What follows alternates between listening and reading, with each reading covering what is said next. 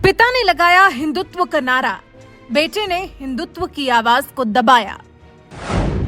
अजान के आगे हिंदू मंदिरों पर कार्रवाई क्यों? मस्जिदों में लाउडस्पीकर यथावत, मंदिरों पर तत्काल कार्रवाई। क्या शिवसेना को मुस्लिमों से डर लगता है? शिवसेना ने भूलवश कबूला मंदिरों पर कार्रवाई का जुर्म।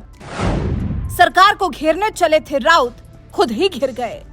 माना शिवसेना अपनी विचारधारा को साइडलाइन कर चुकी है और तभी शायद वो कांग्रेस के साथ मिलकर सरकार चला पा रही है। लेकिन ये क्या, सरकार चलाने के लिए अपनी विचारधारा की बलि चढ़ा दी?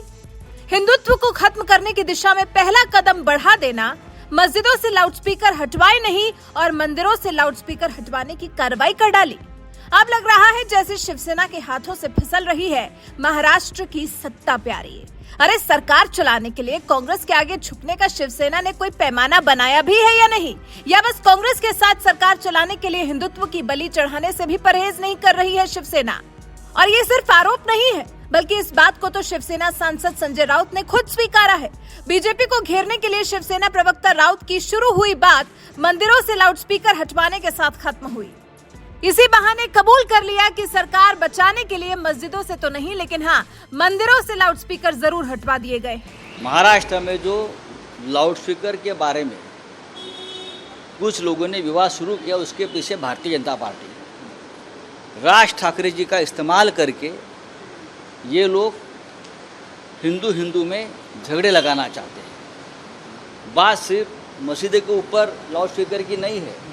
आज महाराष्ट्र के बहुत से जो मंदिर है बड़े, जहाँ हजारों लाखों श्रद्धालु जाते हैं सुबह की आरती के लिए, जहाँ हम काकड़ आरती कहते हैं, इसके लिए मंदिर में बहुत कम लोगों को प्रवेश मिलता है, लेकिन बाहर आजू बाजू के गांव में हजारों लोग उस आरती के आनंद लेने के लिए जागते हैं, उठते हैं। आज वो सभी शिरडी हो, त्र्यंबकेश्वर हो और बड़े बड़े मंदिर हो, अष्टविनायक हो, ऐसे सैकड़ों मंदिर के ऊपर आज लाउड स्पीकर से हम आरती नहीं सुना सके। ये सबके लिए, हिंदुओं के लिए दुख की बात है, श्रद्धालुओं के दुख की बात है और उसके बारे में सभी लोगों ने अपनी नाराज़गी जताई है। बात सिर्फ मस्जिद और मंदिर का नहीं है, बात सिर्फ चर्च या मस्जिद का नहीं है, ये सभी प्रार्थना घरों का है।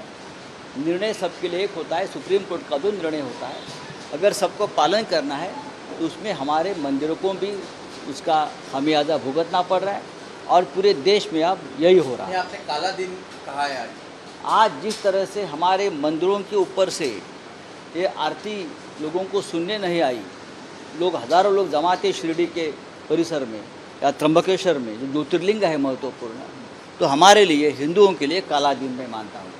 इस इतिहास में कभी नहीं हुआ था, लेकिन भारतीय जनता पार्टी ने जिस प्रकार की राजनीति राज ठाकरे जी के साथ शुरू की है, उसके लिए हिंदुओं के लिए काला दिन है।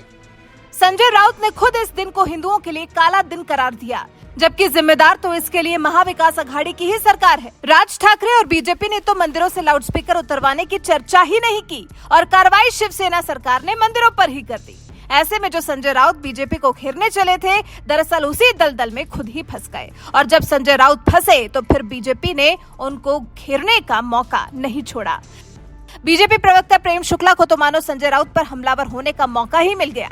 उन्होंने कहा, राउत ने माना है कि महाराष्ट्र में मंदिरों से लाउडस्पीकर हटाए गए हैं, लेकिन उन 135 मस्जिदों पर कोई कार्रवाई नहीं हुई जहां लाउडस्पीकरों पर सुप्रीम कोर्ट की तरफ से निर्धारित डेसिबल पॉइंट से ज्यादा आवाज में अजान सुनाई गई। देखिए महाविकास अघाड़ी का दोहरा रवैया। सुप्रीम कोर्ट के फैसले को अमल में लाने के लिए कोई कार्रवाई नहीं की गई, उल्टा मंदिरों पर से लाउडस्पीकर हटवाकर बीजेपी और राज ठाकरे को इसके लिए जिम्मेदार ठहरा दिया। संजय राउत जरा एक्सप्लेन करें कैसे, किस आधार पर हिंदुओं के लिए जो वो काला दिन बता रहे हैं, उसके लिए वो बीजेपी और राज ठाकरे को जिम्मेदार ठहरा रहे हैं, जबकि इसके लिए वो खुद जिम्मेदार हैं। तभी तो प्रेम शुक्ला ने एक के बाद एक संजय राउत पर कई तीखे प्रहार किए। प्रेम शुक्ला ने कहा, हिंदुओं के लिए काला दिन है क्योंकि मस्जिदों से लाउडस्पीकर नहीं हटा, मंदिरों पर लाउडस्पीकर नहीं बचा। बाला साहेब का पुत्र कितना कुपुत्र साबित हुआ। मस्जिदों से अजान जारी है, सरकार निकम्मी है, हिंदू द्रोही है, संजय इससे प्रमाणित कर रहे हैं। इसलिए शिरडी और त्र्यंबकेश्वर से लाउडस्पीकर उतर गए, लेकिन मस्जिदों से नहीं। प्रेम शुक्ला ने आगे कहा, हिंदू हृदय सम्राट कहे जाने वाले बाला साहेब ठाकरे के पुत्र उद्धव ठाकरे ने हिंदुत्व का त्याग कर दिया है।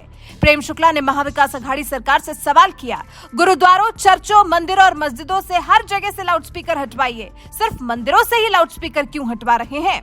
शुक्ला ने तो पुरानी बात भी याद दिलाई, कहा कि उद्धव ठाकरे की सरकार ने गणेशोत्सव और डांडिया पर जुर्माना लगाया था, वो भी एक नहीं कई जगहों पर। नियम टूटने की ऐसी कार्रवाई रमजान और ईद पर क्यों नहीं हुई? प्रेम शुक्ला के इस बयान और इन सवालों का सामना अब शायद संजय राउत नहीं कर पाए, अगर जरा सी भी हिंदुत्ववादी विचारधारा उनमें शेष रह गई होगी।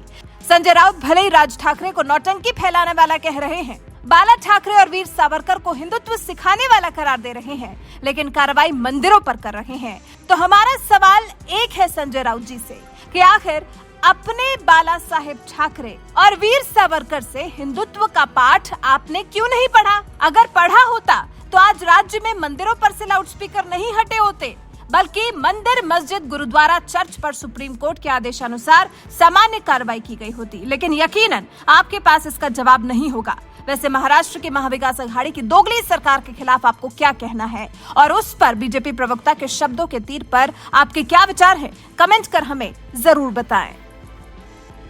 ठाकरे जी का इस्तेमाल करके ये लोग हिंदू में झगड़े लगाना चाहते हैं। बात सिर्फ मस्जिद के ऊपर लाउडस्पीकर की नहीं है।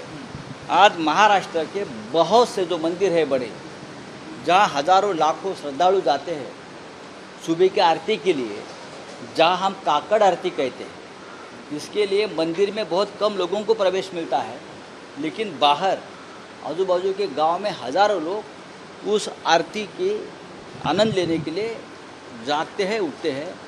आज वो सभी शिरडी हो, त्र्यंबकेश्वर हो और बड़े बड़े मंदिर हो, अष्टविनायक हो, ऐसे सैकड़ों मंदिर के ऊपर आज लाउड स्पीकर से हम आरती नहीं सुना सके।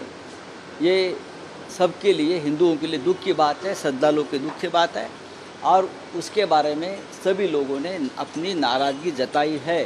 बात सिर्फ मस्जिद और मंदिर का नहीं है, बात सिर्फ चर्च या मस्जिद का नहीं है, ये सभी प्रार्थना घरों का है।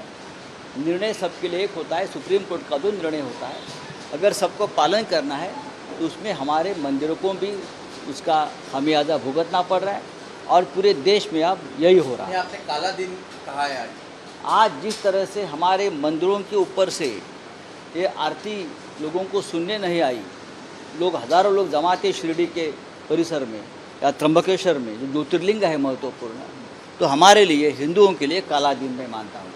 इस इतिहास में कभी नहीं हुआ था, लेकिन भारतीय जनता पार्टी ने जिस प्रकार की राजनीति राज ठाकरे जी के साथ शुरू की है, उसके लिए हिंदुओं के लिए काला दिन है। आज जो सुप्रीम कोर्ट ने फैसला दिया है, चुनाव जो है महानगर पालिका के स्थानिक निकाय जिसमें बीएमसी भी शामिल है, 15 दिन में चुनाव आयोग को निर्णय लेने के लिए कहा है, तारीख घोषित करने के लिए। देखिए, तारीख कभी भी घोषित तो हम तैयार हैं, हम तैयार हैं और हम ये इसी तैयारी में थे कि किसी भी दिन ये घोषणा हो सकती है।